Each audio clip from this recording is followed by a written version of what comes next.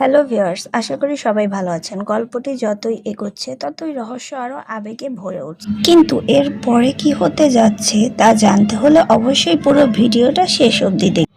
মাত্র কয়েক মিনিটের মধ্যে অয়নের জীবনে এমন এক সত্য প্রকাশ পেতে চলেছে যা বদলে দেবে সবটাই। আর দেরি না করে এখনই চ্যানেলটি সাবস্ক্রাইব করুন এবং পাশে থাকা বেল আইকনটি অন করুন।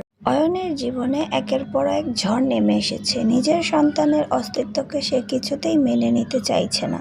বারবার বোঝানোর চেষ্টা করলেও অয়নের হৃদয় যেন পাথর হয়ে গেছে। এদিকে বৃষ্টি সবকিছু নীরবে পর্যবেক্ষণ করছে। পরিস্থিতি দিন দিন আরো জটিল হয়ে উঠছে।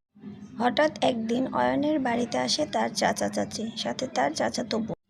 বাড়িতে ঢুকেই তারা অয়নের সামনে অয়নের পা ধরে কান্নাকাটি করে ভেঙে। অয়নের চাচা চাচি অয়নকে সম্পূর্ণ সত্য কথা জানিয়ে দেয়।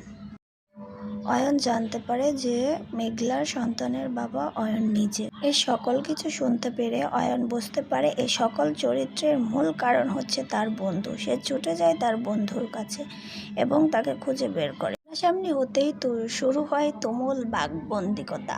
রাগে অয়ন বন্ধুকে মার। অন্যদিকে মেঘলার জীবনে তখন নেমে আসে নতুন মহাবিপদ। পাশের বাড়ির এক ভাবি মেঘলাকে অপমান করতে শুরু করে দেয়।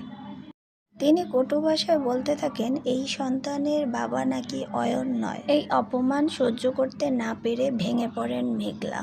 মানসিক আঘাতে তার শরীর দুর্বল হয়ে যায় এবং সে তার বাবা মাকে বলে তাকে হত্যা করার জন্য, যে আমাকে মেরে ফেলো।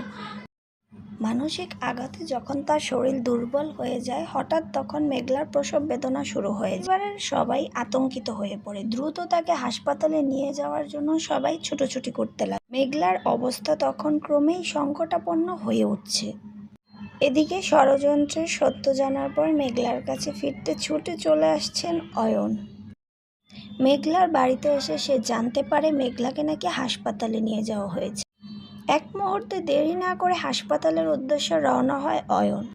এদিকে বৃষ্টি অসহায়ের মতো ভাবতে লাগে যে এখন তার কি অবস্থা হবে। হাসপাতালে নিয়ে যাওয়ার সময় তখন শুরু হয় নতুন আরেক অশান্তি। কর্তব্যরত কর্মচারীরা তখন মেঘলার সন্তানের বাবার নাম জানতে চায়। মেঘলার বাবা অসহায় কণ্ঠে বারবার বলেন, এখন সন্তানের বাবার নাম নয়, আগে আমার মেয়েকে বাঁচান। তিনি নিজের নাম দিয়ে ভর্তি করার অনুরোধ জানান ডাক্তারদেরকে বারবার, কিন্তু কি আর করার, হাসপাতালের লোকজন সেই অনুরোধ গ্রহণ করতে চায় না। অসহায় পরিবারকে হাসপাতাল থেকে তখন বের করে দেওয়ার চেষ্টা করে ডাক্তার। ঠিক সেই সময়ে হাসপাতালে পৌঁছে যায় অয়ন। তাহলে এবার কি অয়ন তার সন্তানকে স্বীকার করবে? মেঘলা কি বাঁচবে?